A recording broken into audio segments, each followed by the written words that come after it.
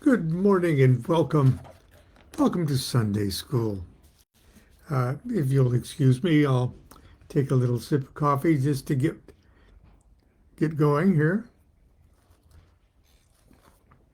Talk amongst yourselves.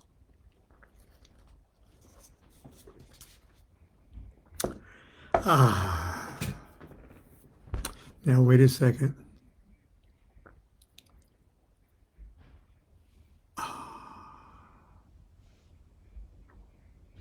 Do you have that moment? Do you recognize that moment when you take a nice swallow of perfectly warm hot coffee? It goes down, tastes good, the bitterness and things goes all the way down, and then this thing happens right behind your eyes, and it's the best moment of your day.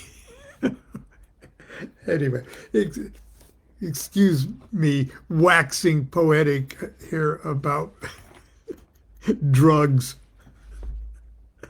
Uh, anyway,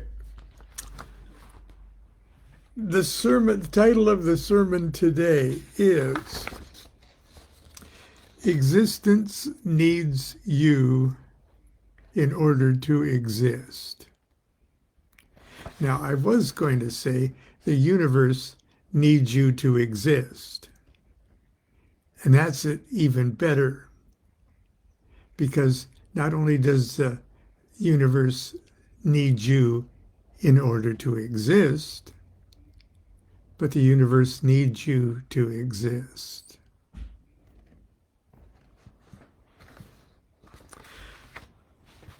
Now, obviously, among people who are at least studying the thelemic point of view and the thelemic idea of self-identification and the do what thou wilt shall be the whole of the law, and love is the law, love under will. But thou hast no right but to do thy will. Now, it's important that you not only know that you have a will and do it and understand that the nature of that is in a sense love itself as a force, as a natural force in the universe. But each of us are different. Okay. So my will ultimately is not necessarily your will. And each of our wills are obviously, or is obviously, relative to who and what we are. Now, that brings into the idea of the momentum of our own lives. Okay, who am I as Lon Milo DuQuette? Well, I started as a little kid folding that church bulletins and things like that. And I started as a little kid who was kind of crippled, and I have to go back just 77 years to kind of start my story. But in a sense, my story didn't start there. I have a whole mountain of genetic history, if you just want to look at it from a physical point of view, genetic history.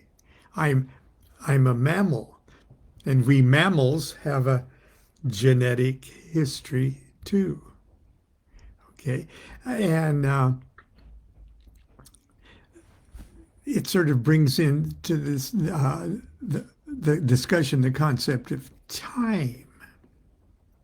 And we know time does not exist as we think it does. Okay, we screw with it every time we take a nap.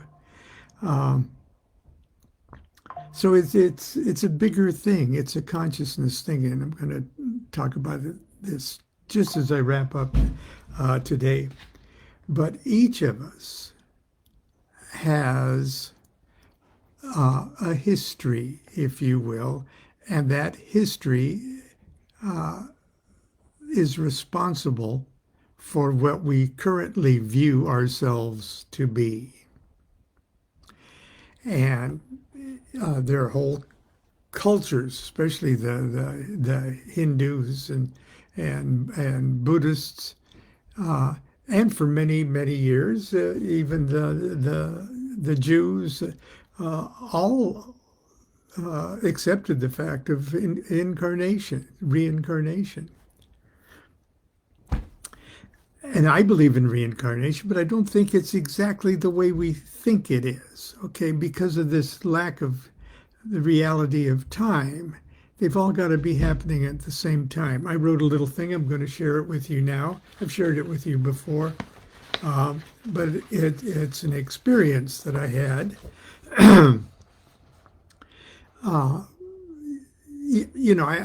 I've had memories, strange little snippets of memories that I had even as an infant laying in the crib. So I could be quick to say, oh, those are my previous incarnations. I have vivid memories of living in the 1920s and working for Hal Roach, working in the early days of silent film. Southern California is quite recognizable to me, but I was also born there in this incarnation.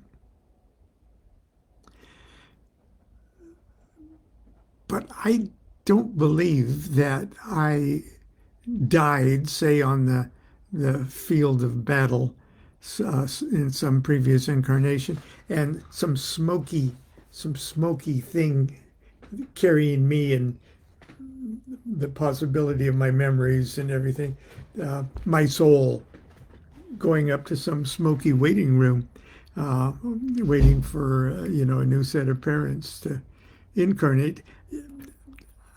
I can't accept that that's really the way things are. And I know some very talented psychics that say, well, I visited your father on the astral plane. And he said something, I'm not discounting that something like that. Oh, I combed the Akashic records, okay, and saw that, well, I'm not saying that there isn't some kind of giant tape machine that's rolling, but from whose point of view is that film viewed? I tend to be really lazy in my understanding or my musings on those subjects. Time does not exist. In one respect, all of us, past, present, and future, are alive at the same moment. And that moment is now. Obviously, the big question is, why am I here? Existence needs you in order to exist. Okay, but why am I here is the most important question one can ask oneself in this present incarnation. But there are other questions, lots of questions. And one of the most important ones is, what is my will? If I've lived 1,000 times before, what do these other lives mean to me now?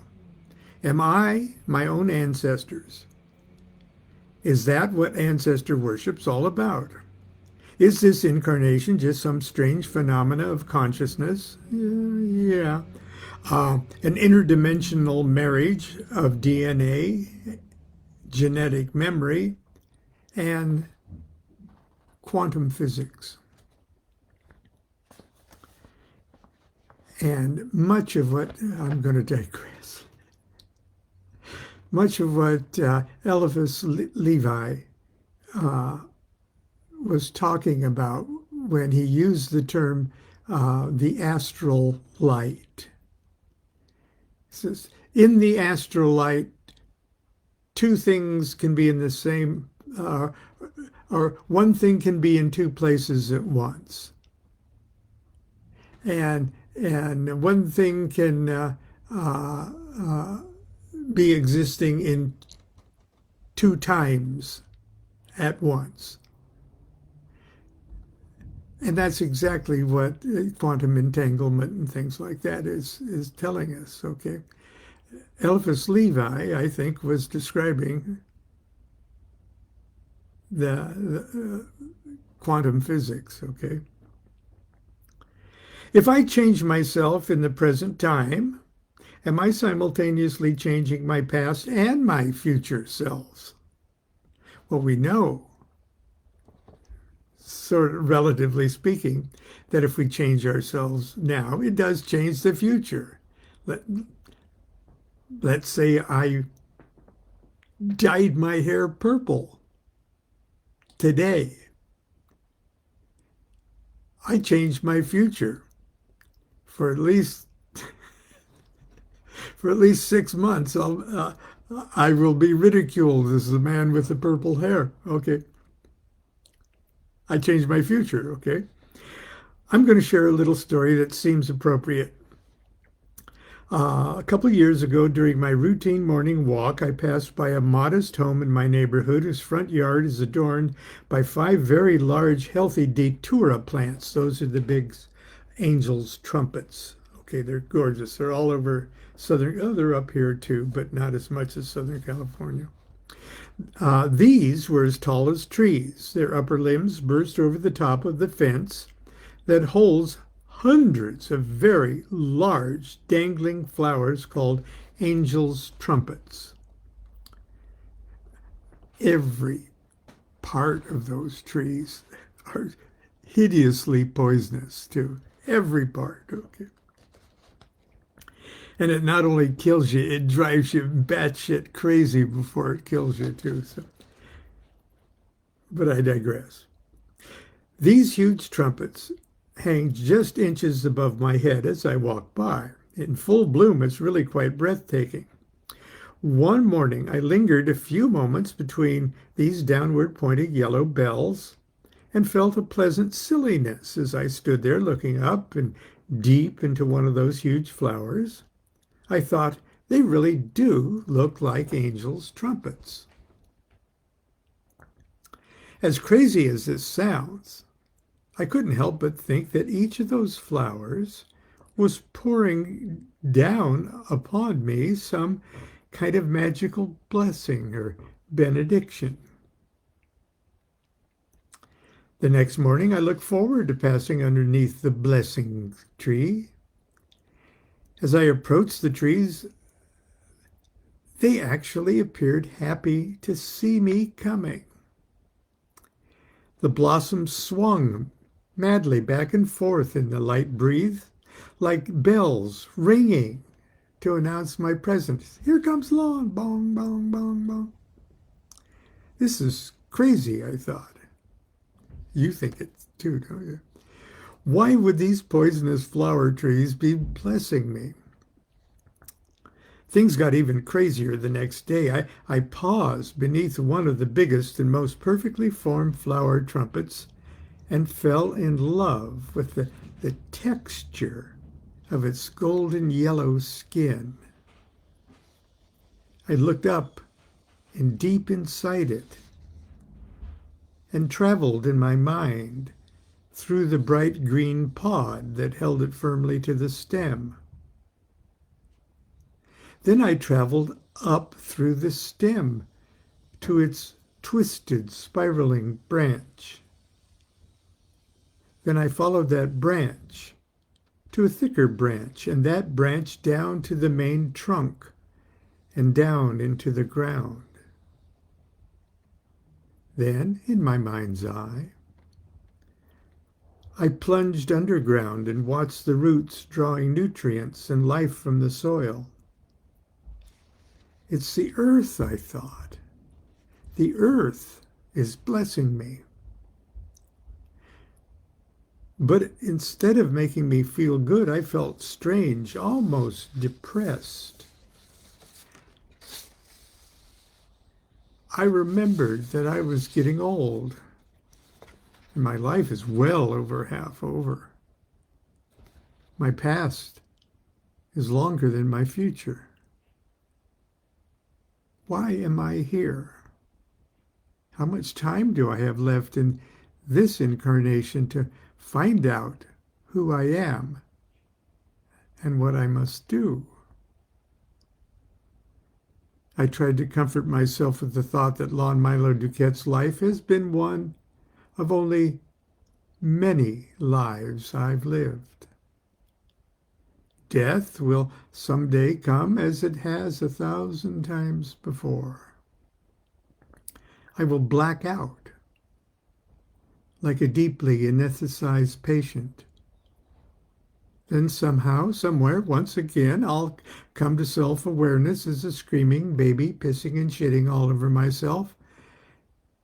And that all this will continue again and again and again until I get things right. I became totally absorbed in a vision of the corpses of thousands of me's, centuries of men, women, and children buried in every corner of the earth, all decomposing on ocean floors and in forests and deserts and mountains, ashes and rotting flesh dissolving into the soil and being sucked up by the roots of plants and trees. As these thoughts were going through my head, the angel trumpet flowers spoke to me in 1,000 different voices. We are you. All the yous, all your incarnation, every man, woman, and child you've ever been, drawn to this spot from the vessels of the earth, into the roots of these trees. We're here to bless you, to encourage you, to empower you, to plead with you to fulfill our destinies, your destiny. You can do it. You can neutralize our collective karmas. You can pay the debts we've left unpaid. You can redeem the rewards we've left uncollected. You're so close this time. You can do it. You can do it in this life. You can do it for us all. You can do it for yourself. I lifted my face to the silent cloudburst of my own karmic liabilities and assets, the cosmic debts and rewards, not only in this life, but also each and every one of my past lives, all focused upon this moment of now. And all of them now duly registered in the ledger book of my being.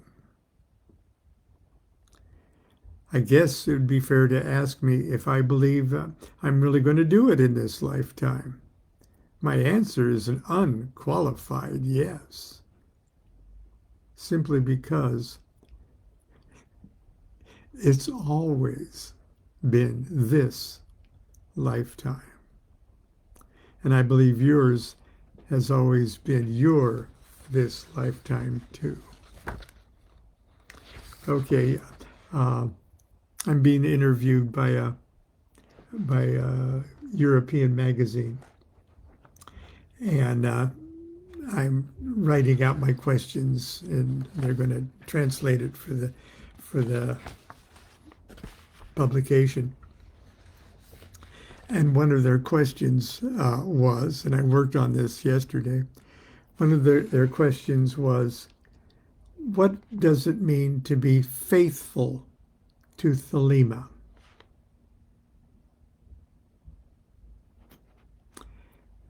And I could easily, say that in one word or something, do my will. But here's how I answered it. A, I have it in three parts. A, I have come to the realization that existence itself is consciousness and exists out of self-evident universal necessity. Want me to say that again? I've come to the realization that existence itself is consciousness and exists out of self-evident universal necessity. B, I've come to the realization that I am a reflected monad of this great consciousness, and my existence is also of self-evident universal necessity.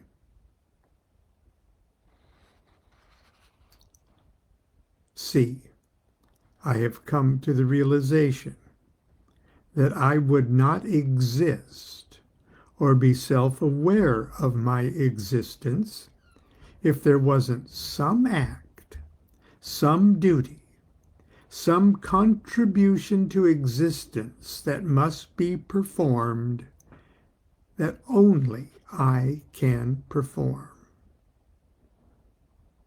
That act, that duty, that specific contribution to existence, that task is my will. Thou hast no right but to do thy will. Striving to recognize, then perform that task from day to day, hour to hour, minute to minute, is how I remain faithful to Thelema.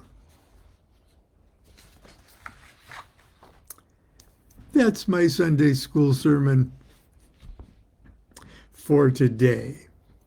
I want to say that our thoughts and best wishes and our good magic juju goes to the good people of Chicago today and all over the planet. But let's wish everybody the best and safety. Anyway, until tomorrow for the order of Monday morning, do what thou wilt shall be the whole of the law. Love is the law, love under will.